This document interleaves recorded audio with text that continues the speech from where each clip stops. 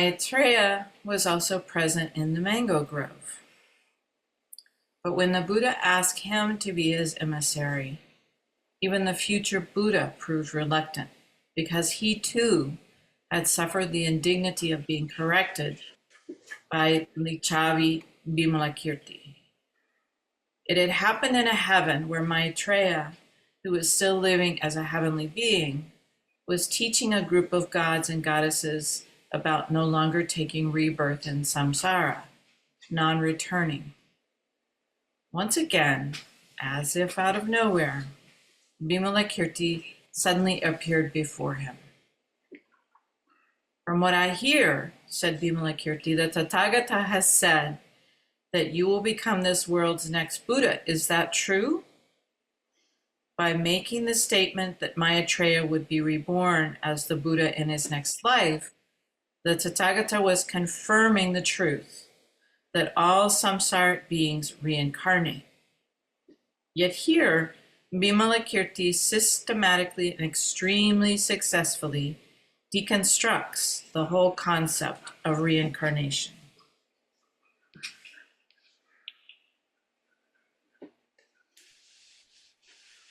What is being reincarnated? He asked. Who is being reincarnated?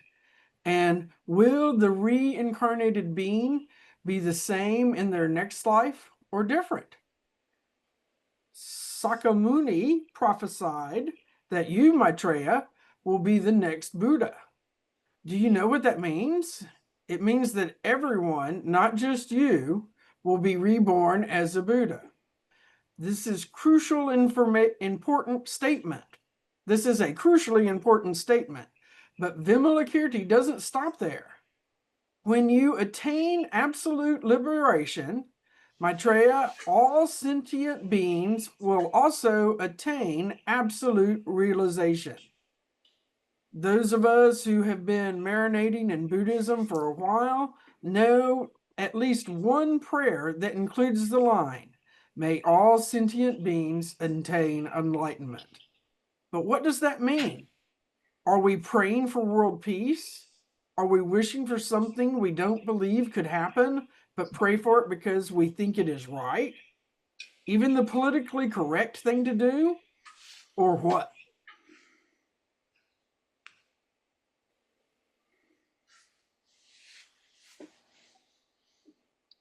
Donna, would you like to read?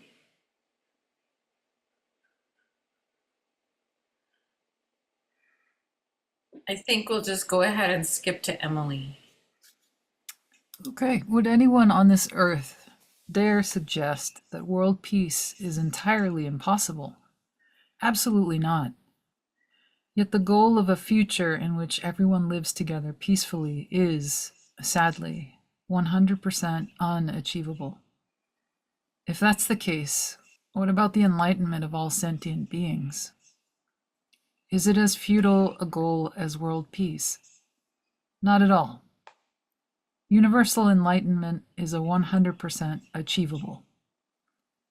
The Mahayana aspiration that all sentient beings attain enlightenment isn't simply a matter of goodwill or a touchy-feely "we are all one, we are all Buddha" brand of wishful thinking. Nor is it the kind of aspiration that deep down we cannot truly believe in. It's not like that at all. From the absolute point of view, all phenomena have always been pure. They have therefore always been devoid of faults, defilements, and negative emotions, all of which are temporary. Put another way, because faults and defilements are temporary, they don't come close to being the true nature of all phenomena. And this is why we can be confident in the belief that all sentient beings really can become enlightened. This makes me think of something a rabbi said, where he said, it's not that we don't follow the commandments, we don't follow them yet. And so, given how much time there is in the future, I see that this can happen. because it's endless. But maybe they don't mean even that. But how is this for other people, that all beings will become enlightened? Is it hard to believe? Well, my understanding, Kim, is that one of the Mahayana beliefs is that we are all Buddhas already. We are all enlightened already. We just need to find that in us. So it doesn't strike me as off the wall. So the become is a little deceptive. Uncover. Uncover. Yeah, that's nice. It's interesting that his talk about all phenomena have always been pure. I mean, it seems to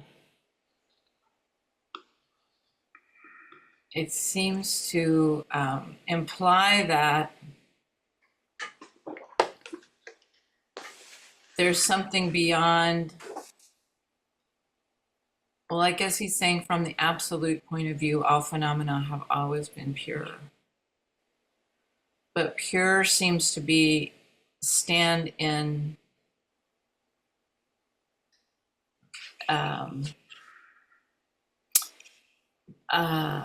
opposition to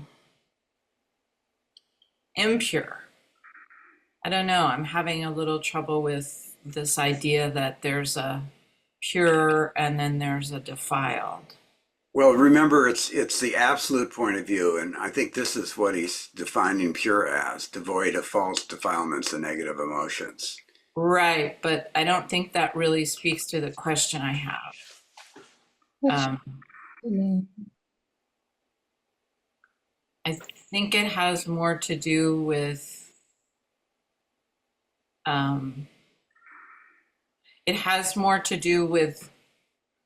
that there's not something that's pure or impure. There's not something that's different that is right now. I guess I'm thinking of it more from the point of view of emptiness than from this person's point of view. And would the word complete seem more accurate? Well, that's not it either. I mean, it's that old saying, "You're perfect as you are now. You just need to change a little bit." I can't reach it either. I can't find the word. Yeah.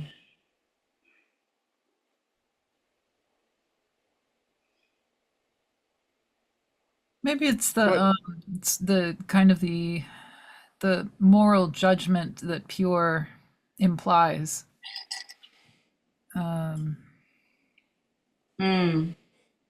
So if there was a different word, all phenomena have always been something Empty. or something not moral. Like that, pure implies some kind of morality, some kind of judgment.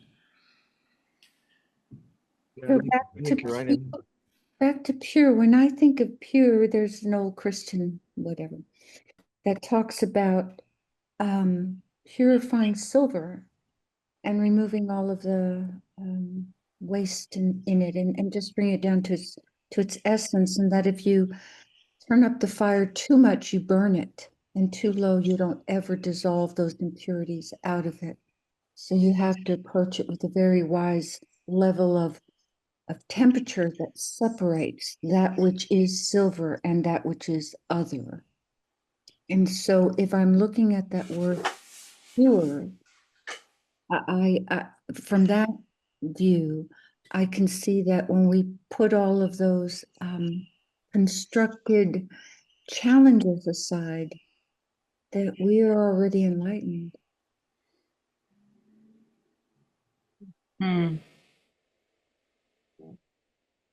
That's an interesting way of looking at it. I like that. I look at it as like we have an essence. There is an essence. And then the other things other things are, the essence is permanent, and the other things are not even that it's permanent, but it's a little bit more a foundation. This is a really interesting question because I think that it speaks to this idea of Buddha nature, which I think people would say is equivalent to what you're talking about, Emily. Or for me, in my mind, that's how it seems, this essence. But then on the other hand, there's the emptiness teachings that say there is no essence, there is no permanent, there is no distinct essence of anything. Mm-hmm. So, yeah, those two things are At right odds. now for me, yeah, at odds. Mm-hmm. So, Anne, Sounds very Buddhist. forgive me again for saying something, but I look at love, and many different cultures define it differently. But let's just take that word and say it out loud. Love takes many forms and expressions, and so it's not permanent in the sense that it's organic. It changes in form and expression, but it's still love. And I see that the same in terms when Emily's talking about our essence. It's still our essence, although it may, why is the word dance? It may exhibit differently at times.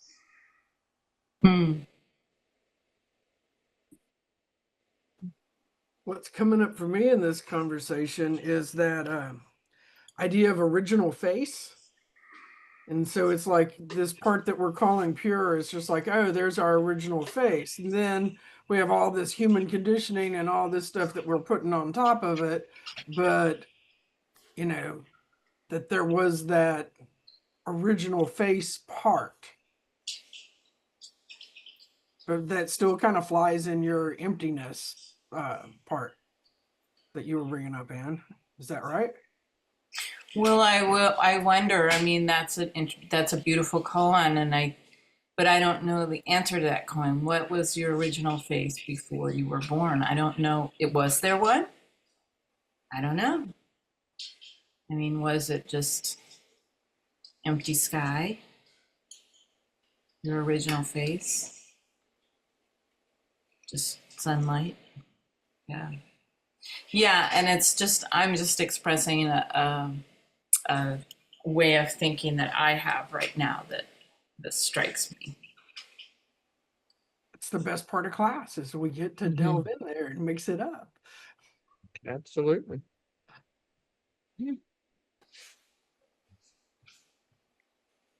Do we wish to go on? Yes, let's go on. Okay. What Vimalakirti says next is also extremely important, especially for us. How many of us think that, at the very least, we should aspire to work hard and practice the Dharma in order to attain enlightenment? Probably quite a few. But think about it. What does enlightenment mean? In your heart of hearts, what do you think enlightenment is? Do you long for enlightenment because you think it would be like taking an unimaginably long holiday, an endless break, which at long last you don't have to make appointments or suffer the hustle and bustle of samsara? Is your idea of enlightenment not having or needing to do anything at all?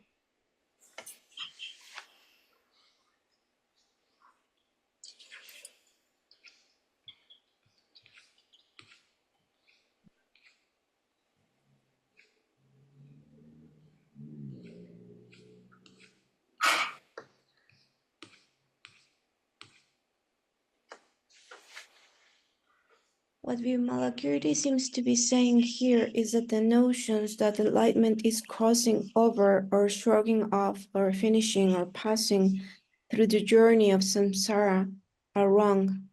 It's equally wrong to imagine that our final achievement is an enlightened state called nirvana. Everything is and has from the beginningless beginning been pristine, pure, and beyond duality. So thinking that we need to enlighten or purify anyone or anything couldn't be more wrong. And if Maitreya is saying anything different, says Vimalakirti, you are deceiving these divine beings. Don't do it. Don't leave these young gods and goddesses with the impression that enlightenment is a never-ending holiday. In Goa or Hawaii, it's not. And anyway, no genuine bodhisattva could want to achieve that kind of enlightenment, because no genuine bodhisattva could want to spend forever doing nothing.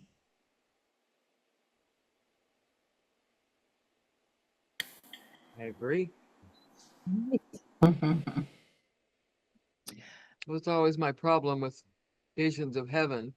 I mean, really? Really? Wander around in white robes, flying around doing what? Singing? I'm not good at that. But you would be. Maybe. My fantasy was gardening all night and day while I sang and danced on toe shoes. Ooh. No, I want to have depth Wow. and practice every night. So back to Vimalakirti. I think he's right. Just imagine taking a 12-year holiday in Hawaii. Ask yourself, how many times could you walk on Waikiki Beach before you got bored? How many times could you enthusiastically shop for sunglasses? How many different brands of suntan lotion could you get excited about? So how long before doing nothing in Hawaii for 12 long years becomes a nightmare? All of which is why Vimalakirti went on to say, you shouldn't present enlightenment as the final destination. Don't deceive these divine youngsters by saying that. Hmm. Liberation isn't merely about freeing your body or your mind. Liberation is to be free of all references, marks, or signs. Enlightenment is having no references at all. It is beyond reference. Enlightenment cannot be defined by subjective mind.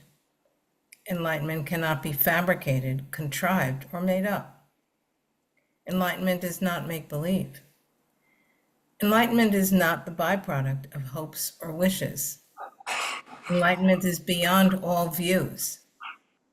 Enlightenment cannot be wished for. How can you wish for liberation? Enlightenment is neither abandoning nor adopting. It is beyond grasping and beyond fixation. Enlightenment is none other than knowing everything is equal. Wow.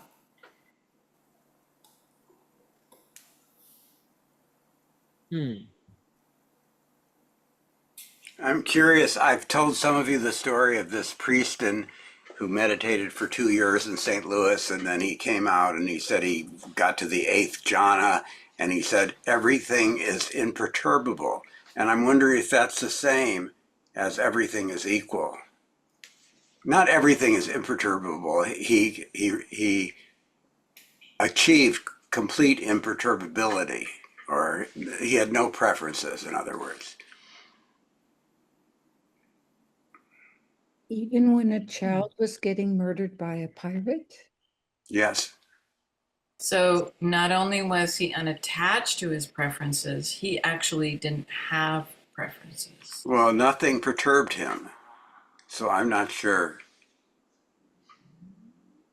I don't know. Everything is equal. What does that mean? Jeez. I would say everything is empty or full, one or the other, or both. Nothing is above another thing. Everything is part of.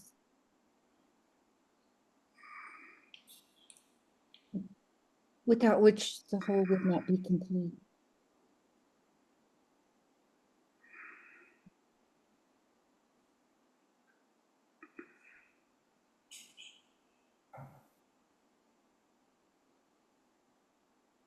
So if everything was equal, then would there be any decisions to be made?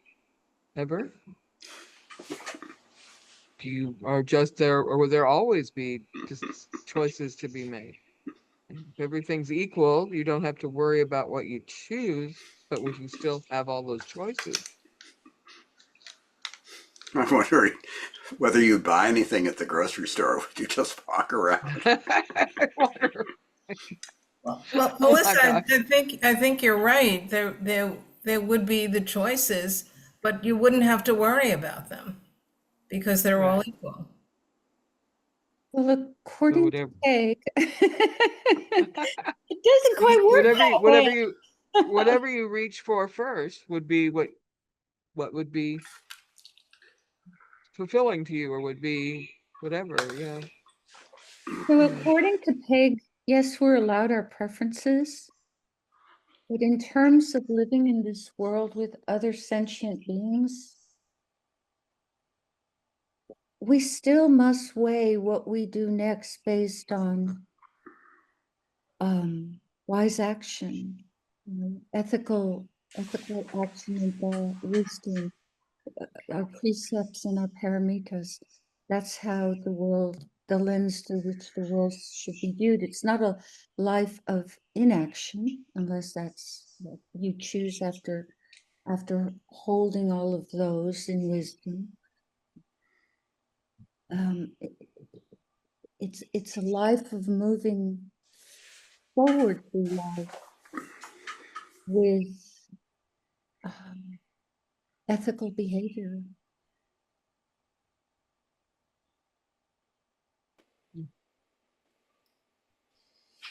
Yeah, I think it's another one of the paradoxes that there's the lens through which everything is equal. And then there's the lens through our preferences. And keeping in mind that we have preferences, but that everything is ultimately, or in one sense, I wouldn't say ultimately. Ultimately tends to me to indicate that it's better than the relative. So I don't really like the word ultimate. So I there's wonder one, if, go ahead.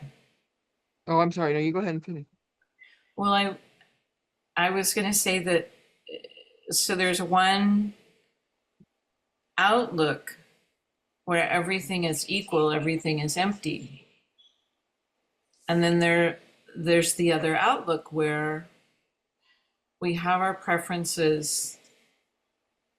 We work not to be drug around by our preferences. We try to keep in mind the other outlook, that the other outlook exists as well, but that neither one is fully the full story, that we've got both. And they're both really one thing, as hard as that is. I like that. I'm wondering if also equal can mean in some partial way or whatever, balanced. Maybe balanced. If things are equal, they are balanced, right? You have equal amounts of sugar and whatever, it's balanced, but I don't know. That just sort of popped into my brain.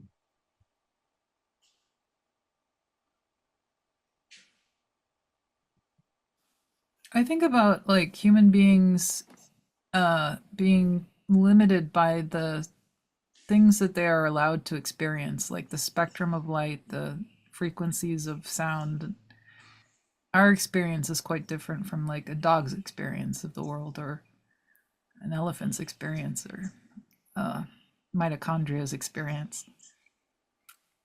So I think enlightenment, we seek to come close to it, but being in a container in the vessel that we're in, the mortal vessel, kind of means you kind of really can't achieve it until you escape it. Like maybe you can for like a second or something, or an hour or longer, but we kind of are trapped in a vessel of judgment and Yeah. Yeah, we have brains and bodies and that work a certain way. And we work to try to train them, but that have limitations.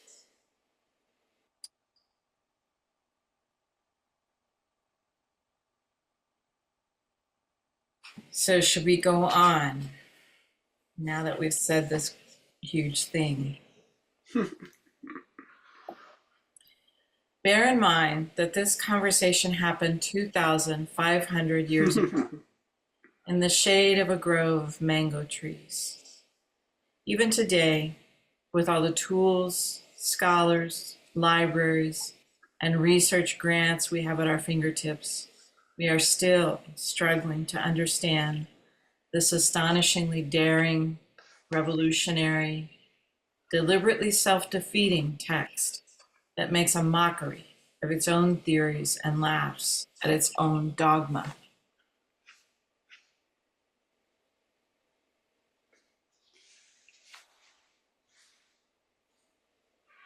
Why self-defeating? Whenever words are used, we are instantly drawn into the world of references, labels, and concepts. But enlightenment, which is famously beyond all that, therefore impossible to understand intellectually, conceptually, or referentially, cannot be described in words. As you can see, Vimalakirti's scrutiny of the teachings was an exceptionally high standard, and you can't get more objective than that.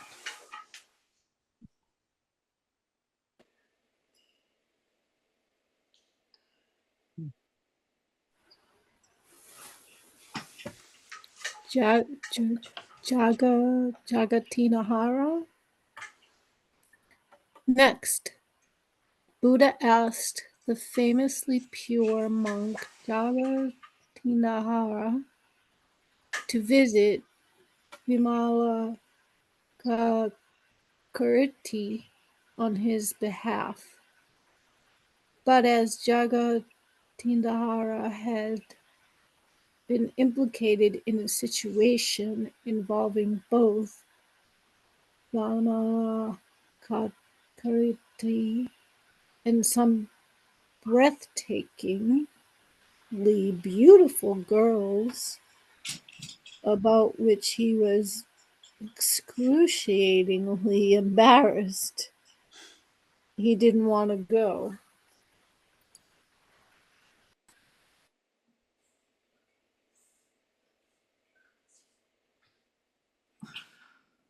Yagatindara was teaching in his room one day when, without warning, the lord of the gods, Indra, strode in, followed by an entourage of voluptuous girls. At least he looked like Indra, said Yagatindara, and who else would have brought so many beautiful goddesses with him? Indra is one of the greatest patrons and protectors of the Buddha's Dharma. He has always stood guard over the Buddha's teachings, and to this very day, watches over Buddha's followers with unwavering solicitude.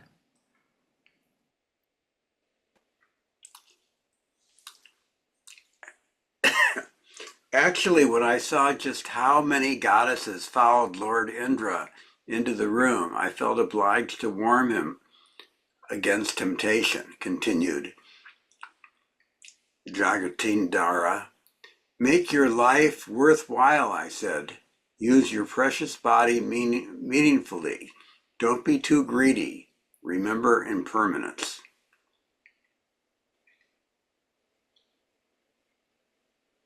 I think Jagatahara was being a bit predictable here. Who among us wouldn't expect a good, concerned, and compassionate monk to lecture a sensualist? But what happened next was anything but predictable. To Jagatahara's astonishment, the moment he finished speaking, Indra offered him all his girls. How can how can you even think of doing such a thing? Replied Jatakahara. I'm a monk. You of all people must know that the sons of Skaya are celibate. Skaya was the Buddhist family name, and after taking monastic vows, monks and nuns were said to be son or daughter of Sakara.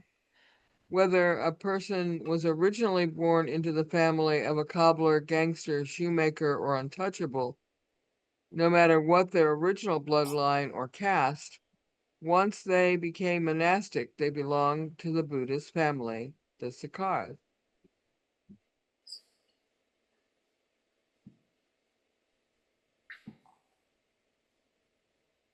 To offer even one girl to a monk is downright offensive, continued Yogatindara, deeply offended. But you have offered me a whole flock. As they argued the pros and cons of such an offering, suddenly, as if out of nowhere, Vimalakirti stormed into the room. Jagatindara, what are you doing? How could you mistake this creature for the Lord of the gods? Open your eyes. Can't you see it's Mara, the Lord of illusion? The devil stand the evil one, the deceiver, whatever you want to call him. He is in disguise because his intentions are to deceive you, and you've fallen for it.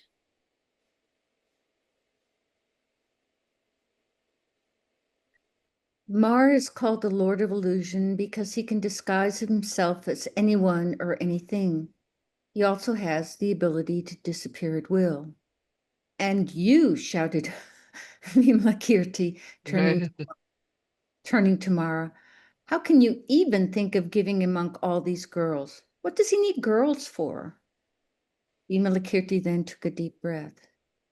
So tell you what, he said, why don't you give them all to me instead? At that moment, the only thought in Mara's head was how to escape. The Chavi really terrified him, and he was desperate to vanish and get away from Vimalakirti as far away from Vimalakirti as possible. But as Vimalakirti was immeasurably stronger, he easily overpowered Mara's magical ability, and Mara was stuck.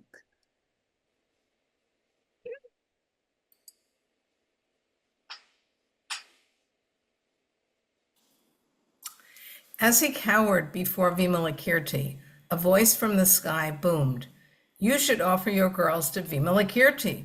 Until you do, you won't be able to disappear." Mara instantly made the offering, and Vimalakirti accepted every one of his beautiful girls, who weren't really goddesses at all. They were demonesses. "Now that you're all mine," said Vimalakirti, "the first thing you must do is make the Bodhisattva vow."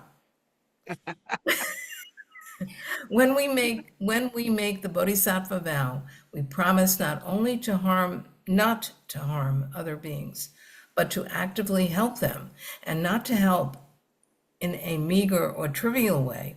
We promise to help them to understand the truth. This is the vow that Vimalakirti made all the demonesses make.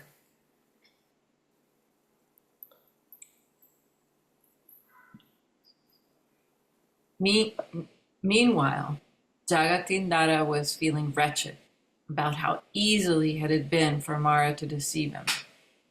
I also suspect he had instantly succumbed to a crush on at least one of the girls and was applying every method he could think of to resist her. Only Mara could summon such irresistible temptresses. On top of which, Jagatindara had just witnessed how easily Vimalakirti, of all people, had dealt with Mara. Vimalakirti's legendary and unbridled self-indulgence should have made him Mara's ideal victim.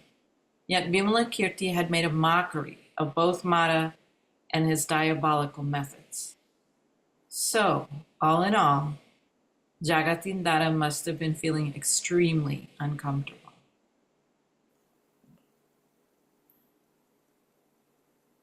Now that you have made the Bodhisattva vow, said Vimalakirti to the girls, the only thing you are allowed to long for is supreme joy. That means you can no longer wish for mundane worldly bliss. What is this only thing that we are supposed to long for? Asked the girls. What is supreme joy? Supreme joy is to admire and adore the Buddha, replied Vimalakirti. Supreme joy is to admire and adore the Dharma and to long to hear the words of the Dharma. Supreme joy is to admire, pay homage, and serve the Sangha. Supreme joy is to crush your own ego and pride. Supreme joy is not getting caught up or stuck in objects of pleasure. Supreme joy is to see all five aggregates as gruesome butchers. Supreme joy is to see that all your elements are completely unpredictable, like temperamental snakes.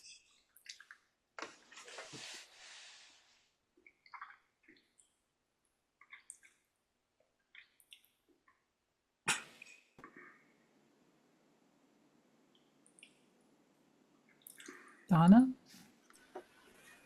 Supreme joy is to see all your senses and sensory perceptions as empty cities. Supreme joy is always to treasure Bod Hichatha. Supreme joy is to long to help others, to aspire to be generous, and the joy of practicing discipline, patience, diligence, single-minded concentration, and stainless wisdom. Supreme joy is to be enthusiastic about hanging out with those who share the same view you do.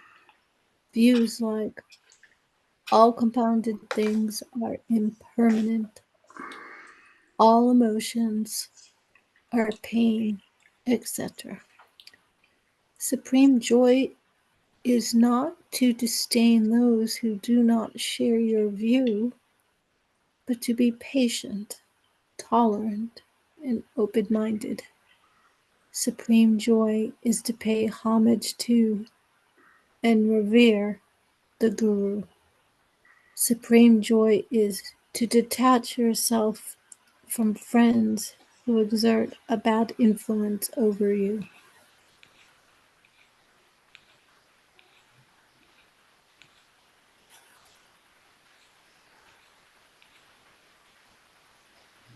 So I have a question in there. Yeah, if we go back up, supreme joy is to crush your own ego and pride. Seems very violent and contrary to the idea that all things are equal. You know, if our ego and pride is a part of us, then it's an equal to everything else and shouldn't be like treated violently. And supreme joy to detach yourself from friends with bad influence over you seems like against the Bodhisattva vow.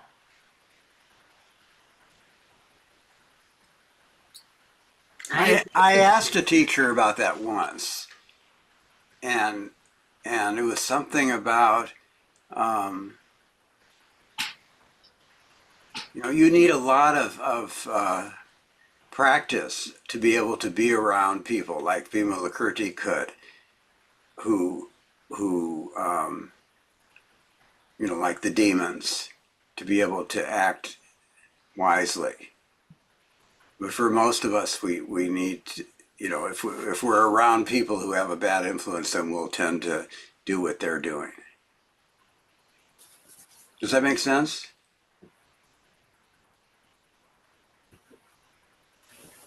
I guess, but it's also like I have a very practical thing going on in my life right now with a person who has basically attempted to commit suicide by alcohol. And he was in the ICU for 7 days over, you know, all the things that he did to his body to get himself there. And it's like I haven't wanted to be around him for a few years, and yet I also don't want to completely remove myself from the situation because I don't think he's hearing any other voices. So it's something that I've been just like really personally struggling with for like the last 14 days. Because 7 of those he was in the hospital, and I had this kind of idea that it'd probably be better if he died. You know, he seemed to want to die really bad. Then it's so that's something that I'm just like all over the page with right now. And finding like that boundary between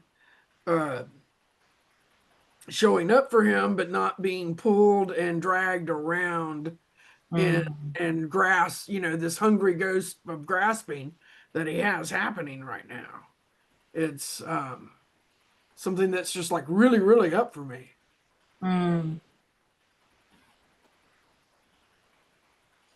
Nelda raised her hand. I raised my hand because what Cassie was talking about, both those 2 passages and how they express themselves in reality in your life right now, reminded me of something a really wise teacher at Appamada said. And that teacher said, which is almost, you know, it seems contradictory too, but isn't. The first rule of Buddhism is self-care first. The second rule of Buddhism is self-care first. The third rule of Buddhism is self-care first. And what I learned that she meant by that, at least my interpretation of that over time, is that until, I mean, I'm also part of creation, and I'm also worthy of being held with compassion and care. And until I learn to do that for myself without, and in the presence of others without destroying myself and trying to help others, then I'm of no use to myself or others. And so bringing both of those elements, I don't like the word crush, Cassie, I think it's kind of brutal, but there's a part of us, when I hear ego, I hear constructed self, you know, internal family systems, all these parts. And I think there is a part of us that in the Christian tradition, you need to find yourself to lose yourself. And so that self-care first, so that you can then be strong enough, you know yourself well enough to then set yourself aside and go forward with absolute strength and calm in the presence of all the things you're carrying with your friend. And so I'm resonating back to what Tim just said. Yeah, you better be pretty darn, if you're going to be an exorcist, you better be well equipped.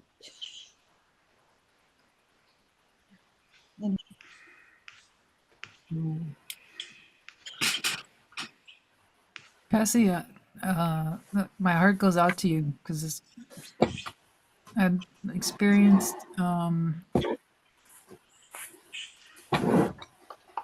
something I think perhaps akin to your experience, not the same, but what I would say is if you choose to continue to engage, be very mindful of why you are continuing to engage. That's all I'd say about that.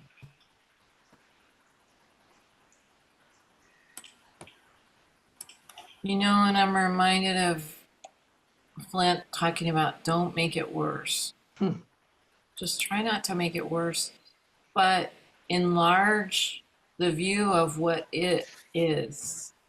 You're included in the it too. It's not just, I mean, it's the whole picture. Don't make the whole picture worse. Mm-hmm. Thanks for listening to me on all that. Mhm.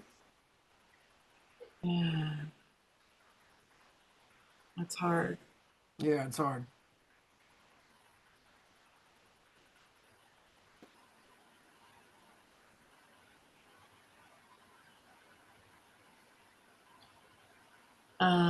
Where are we? Emily read, right? Oh, then it's Kim. I don't think I read. Oh, yeah. okay. Oh, Okay. Emily has it read. Okay. Supreme joy is the wish to practice the Dharma, and a lot more besides. It must have taken Vimalakirti quite some time to get through the entire list. The moment he finished, Mara, the girl's former boss, said, "Let's go home." "But you just gave us away. You gave us to him," protested the girls. "And he says we aren't allowed to like the things we used to like. We're supposed to like other things now." "Hey, you," said Mara, as he turned to face Vimalakirti. "Aren't you supposed to be a bodhisattva? Shouldn't you have no attachments? Aren't you supposed to be able to give up everything? Let's see how you do it. Give up these girls. Give them up right now. Or can't you let go of them now that you've got them?"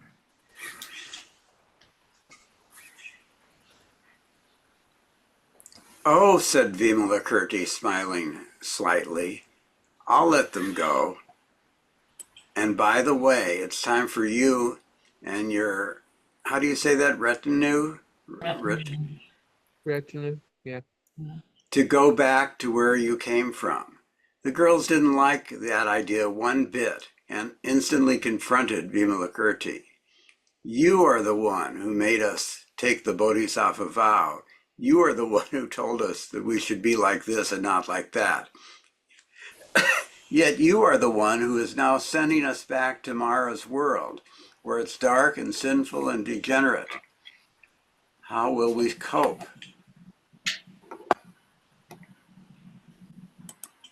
And now the unexpected twist. "Girls," said Vimalakirti passively, "you must invest all your time and energy in the inexhaustible Dharma land. What is it?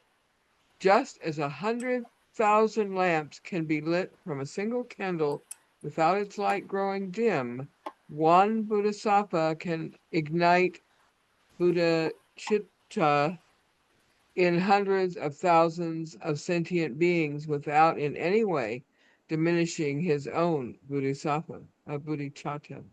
Kita. Chitta, thank you." This was Vimalakirti's way of telling the girls that they had no need to worry about sullying their newly discovered good qualities. By going back with Mara, they would be far greater benefit to sentient beings than by staying with Vimalakirti.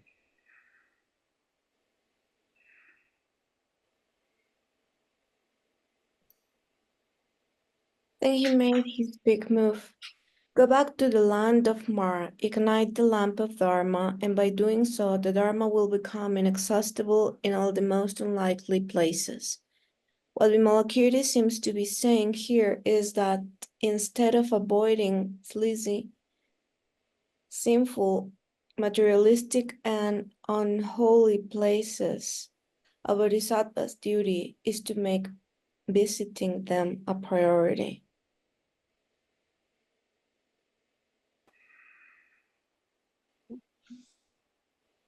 Why don't you finish that last sentence, Menon?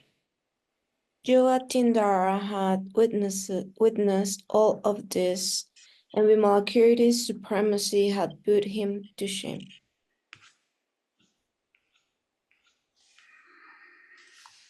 Well, why shame? I mean, Because he's not there yet, Emily. yeah, but Why be ashamed about that? You know? Exactly. Exactly. Oh, we have 2 more lines. Oh, You want to read them, Malin? Not really. Oh, okay. So who's after Malin? Nelda. I'll finish out. It's why I don't want to go to Vaisali, he said to Lord Buddha. I tremble at the thought of seeing Vimalakirti again. Please don't send me. Well, it's 8 o'clock. goodness, it is 8 o'clock. Wow. It's true. So it's time to slip into another mind space other than reading and listening, and do some writing or something else to express ourselves or explore some question like if you're supposed to stay away from bad influences, why is he sending girls back to Mara? Where it's so bad. No supreme joy. Hey.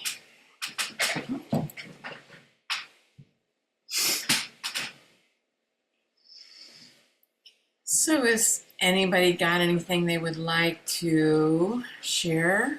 Would like to?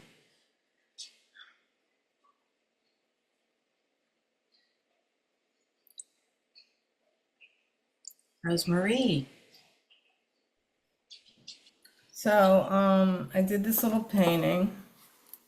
Ah, If you want to pin me, you could see it a little better, maybe. So wow. okay.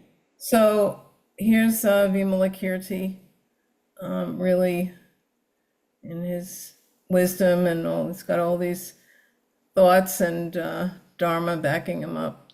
And here's the girls that he's sending back Mm. the bad place. And oh, here's Mara up here, very diminished. And the yellow dots are the their influence, which he's assuring them that they will have in this bad place. So that's the story. Thank you. Thank you. Thank you. Thank you. That's fascinating. I like Yeah, I like all of good visual. Vimalakirti's little elements.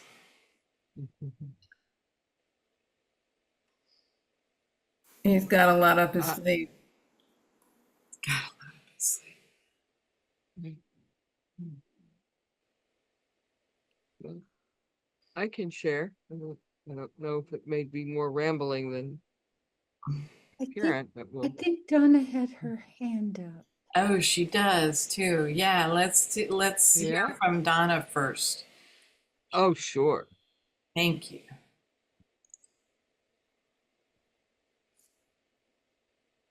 From me, can I share the screen?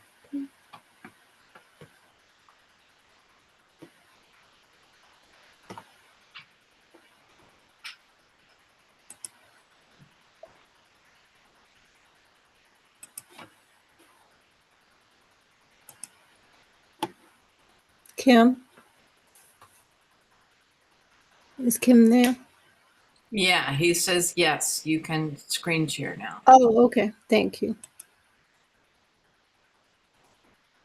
Okay, now I can see it. Okay. All right. So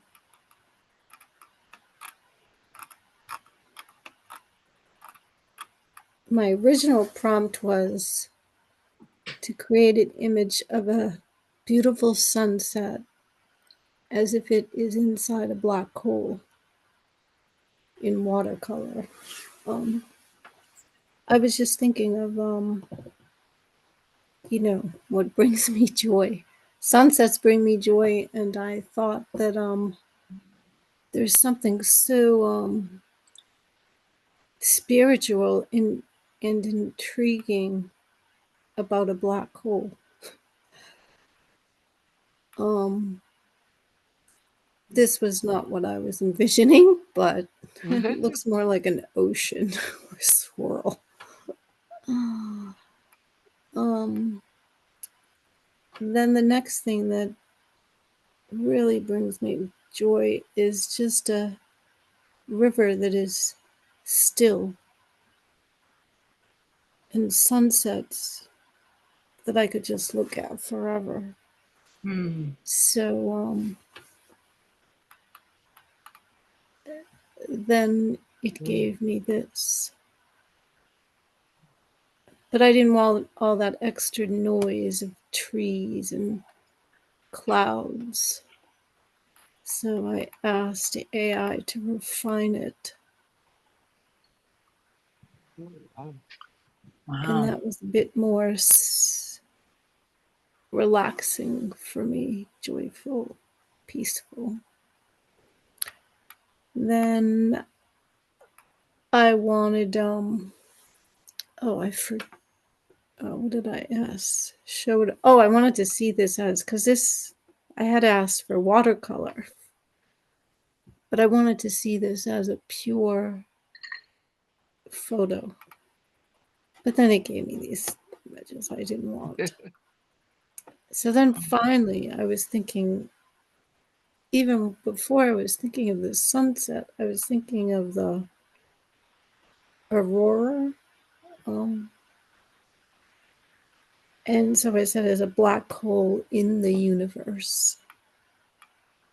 So then it gave me this Oh, wow. Oh, wow. interesting image, which I really had no idea what I was getting, but so that's my images. Thank you. Wow. Thank you. That's amazing. Yeah. Donna, the sunset without the trees and the clouds, that reminds me of Everything is Equal, because the sky and the water were just about equal in the image. Yeah. And I was almost going Here. to ask it to, there's like this thin sort of horizon line. Oh, it's infinity touching infinity. It's just. And I almost wanted to, I was almost going to say, oh, do it, but remove the horizon line. I suppose the reflection, seeing the reflection, you'd know. I wasn't sure, and I love how it's equal too, right? Like the sky and the river looks like it's exactly half and half.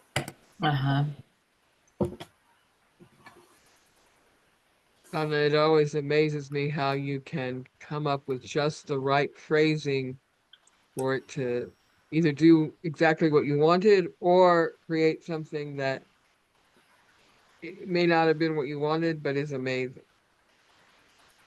Yeah, I do love it that it usually comes very close to my vision, or a little tweak to get it to my vision. And then sometimes it has surprises, which are very delightful for me. Thank you. Thank you. Thank you.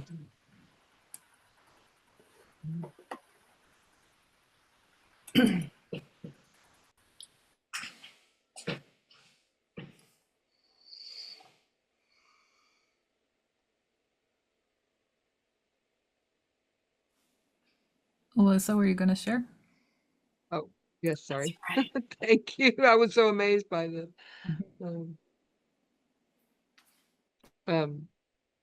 The part of this story where the girls are sent back is a familiar story.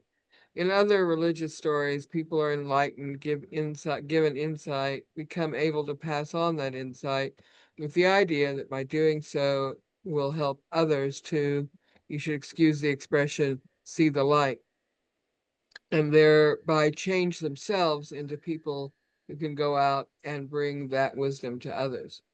But I wonder, the girls seemed to understand that there was another way of thinking and being and that they could now think and be that way, but really have yet to experience it for themselves.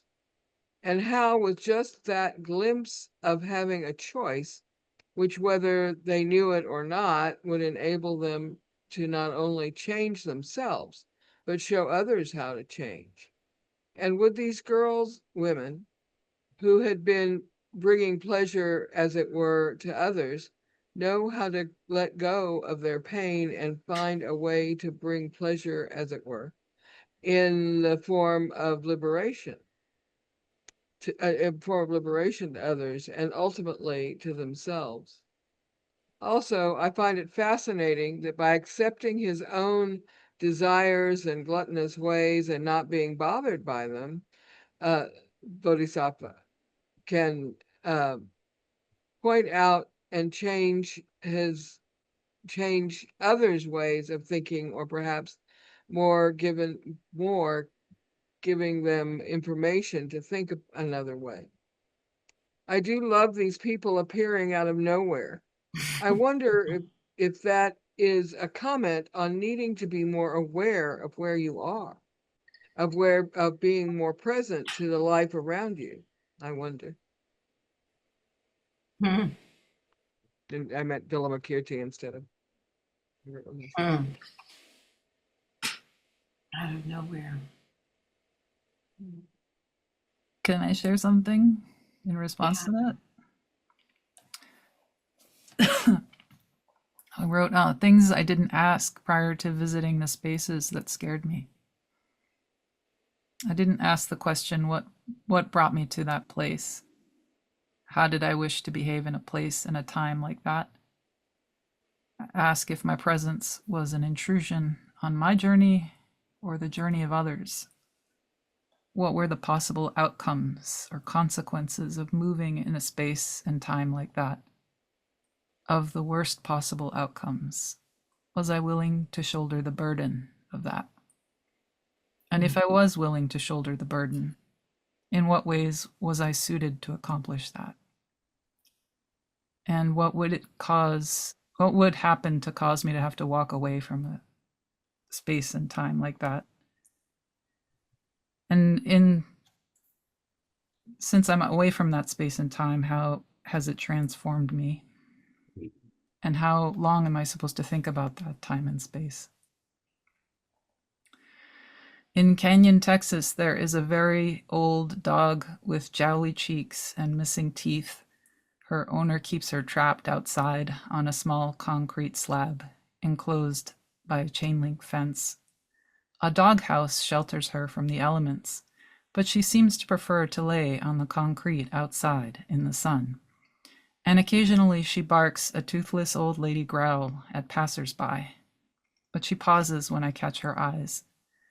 What were the things she did in other lives that got her there? Was she happy in that sun? Was she trapped in a little prison? Should I spring her out? Or do I think of her every day for the rest of my life and wonder how and why we shared that moment together, staring in each other's eyes?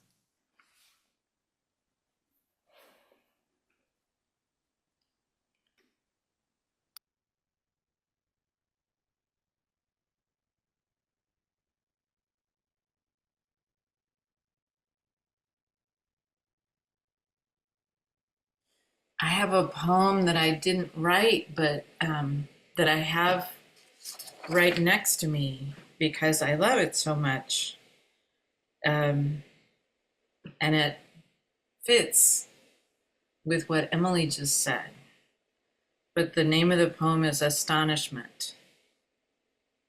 Why, after all, this one and not the rest?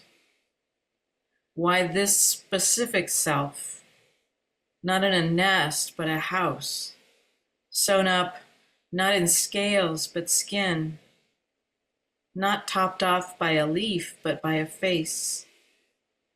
Why on earth now, on Tuesday of all days, and why on earth, pinned down by this star's pin, in spite of years of my not being here, in spite of seas, of all those dates and fates, these cells, celestials, and colenterates?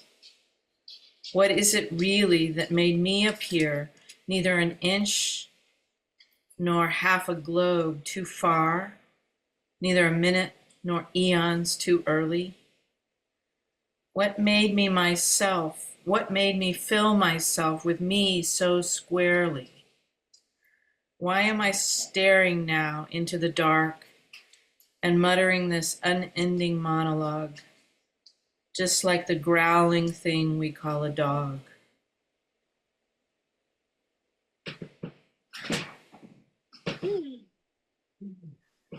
What is the poem again? What's it called? It's called Astonishment, and it's by Wisława Szymborska. Oh, great. Yeah. Thank you. Malin has her hand raised. All right, Malin. Thank you. It's screen share. I will screen share. I was struck by this idea of heart of hearts that was at the very beginning. And then I was wondering the same that you were wondering at the beginning of the conversation about everything is equal. What does that mean? And while you were speaking, I knew it was not something logical, but to my mind came this equal as an equation. And I was playing with the words and the concepts, and I combined them. And I was also thinking in what Cassie shared of his friend, her friend. And yeah, I came with the idea of heart equals heart, which is, to my understanding now, where we meet or what makes us meet with others. Our heart, our, the best of what we can be inside of heart. Mm. And that's it. Thank you.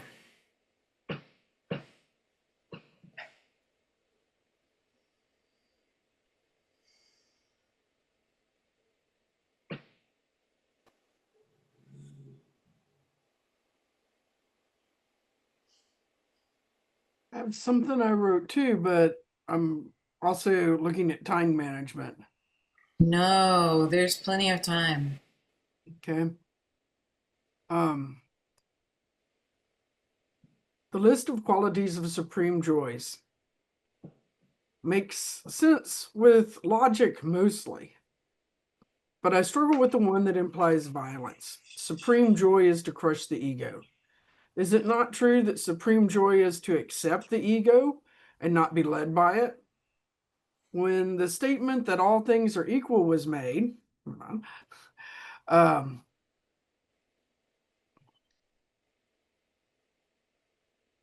sorry, I lost my place. When it was made, it resonated deeply with me. What is it that holds all things? Acceptance and no preference? Isn't that what we call emptiness because nothing is excluded? The supreme joy is to detach yourself from friends who exert a bad influence over you. Aren't we just back to not being caught or hijacked into a part meets part mentality? Part meets part, we're all fucked. Part meets self-energy, there is a two-way invitation to come into self-energy or to come into reactionary parts. It seems the only commonality is that we meld with each other because we're not two. If I choose to go back into this dark time of someone with someone, I'm not sure whoever was a friend, it is a choice of practice and of clarity.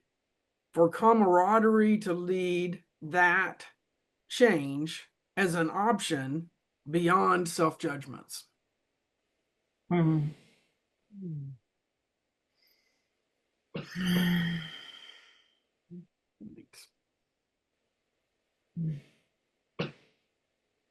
Would you be willing to read the last couple of lines? I'll try. Um, like starting with being hijacked. Yeah, okay. So the bad influence quote. Aren't we just back to not being caught or hijacked into a part meets part mentality? Part meets part, all fucked. Parts meet self energy, then there is a two-way invitation. One to come into self energy, and the other to come into reactionary parts. It seems the only commonality is that we meld with each other because we're not two. If I choose to go back into this dark time with someone I'm not sure who ever was a friend, it is a choice of practice of clarity for camaraderie to lead. Change is an option beyond self judgments.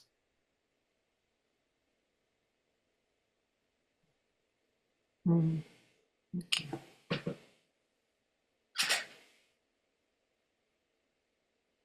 And I'm glad y'all already had the backstory on all of that for me. Yeah.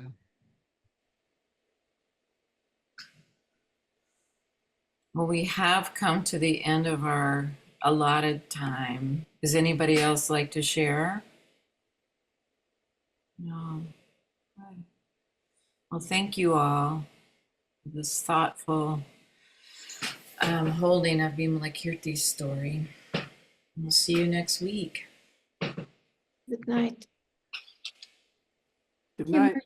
Good are you night. host? Yeah. Are you host, Kim?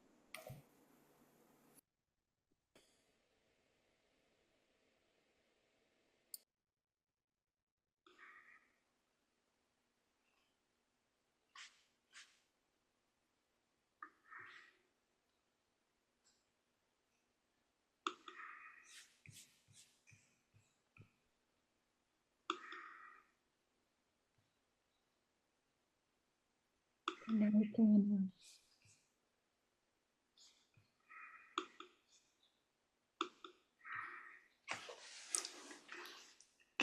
Guess what I found? What did you find? In the I found a paper, the instructions for the power of attorney, and in that it said the power of attorney can determine the beneficiaries for the IRA. Wow. Very strange. Wow. Be And careful. not even that they have to, just so Right. I'm going to do you, Nelda, as the beneficiary. No. I don't want to be woven into that web. No, no. So So, anyway, now at least I have, something I could say, oh, well, look at this. yeah, slippery slope, but okay. Yeah, okay, go on. What did you want to say something? I would like to read mine to you. Oh, okay, if I can read mine to you. Yes. Okay. All right.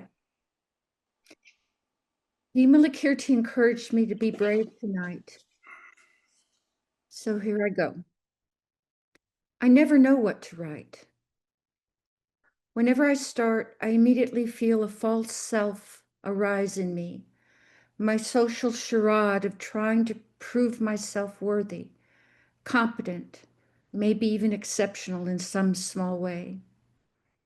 I see that constructed part, that social face, as a blockage in my path, one that keeps me small and contained. So I go silent instead, and I don't write. And in not writing, immediately jump from the confinement of one box into the confinement of another. My goodness, there's so many eyes in this writing. What if all the eyes were dropped? Just let them drop on the floor. What's left? What's my place in the cosmos? What comes up is resonance. That's the only way to describe it. A loud and thundering resonance, a sweet and still resonance, complex and rich like a Wagner opera and simple and touching like a lullaby. Different chords and colors of resonance, harmonious and discordant resonance, rising, falling, moving, changing, everything, the delicious notes of rising, falling, moving, changing everything, the delicious notes of resonance touch. And then it all falls away into silence and stillness and peace, if only for a moment.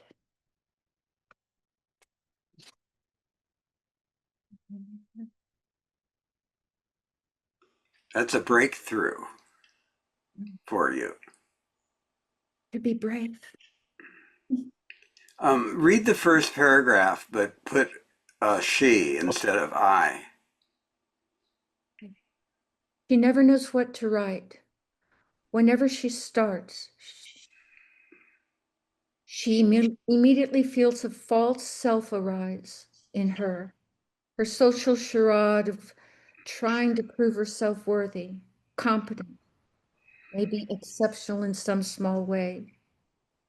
She sees that constructed part as a blockage in her path, one that keeps her small and contained. So she goes silent instead, doesn't write, and in not writing, immediately jumps from the confinement of one box into the confinement of another. I think that's interesting. I can see more defining kind of a portrait of someone. I like that. How do you like it? I like it very much. Thank you. Thank you for listening. Have a good night. We'll talk. Well, I guess we can talk about Wednesday. Oh, what about that? What's that? That's mine. I'm going to read. Oh, I'm so sorry, Kim. Mil culpas, mil culpas. Okay. I had a classmate in college who'd party every weekend, and he'd tell me how great heroin was. I warned him. I wonder what happened to him. I'd like to be Vimalakirti. I've never been very successful in saving anyone, though I've tried, or maybe a little bit. How can everything simultaneously be equal and not equal at the same time? To a tree, is a forest fire and a spring shower equal? How does Vimalakirti go and visit the gods? I want to do that. Where is the elevator that takes you there? He isn't afraid of the temptations as I am. Even a glass of wine or one cigarette are scary these days, or ice cream, or that delicious looking cake we had Sunday, or not sitting, or.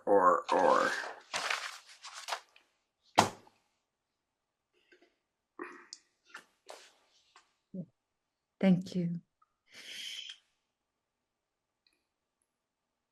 So,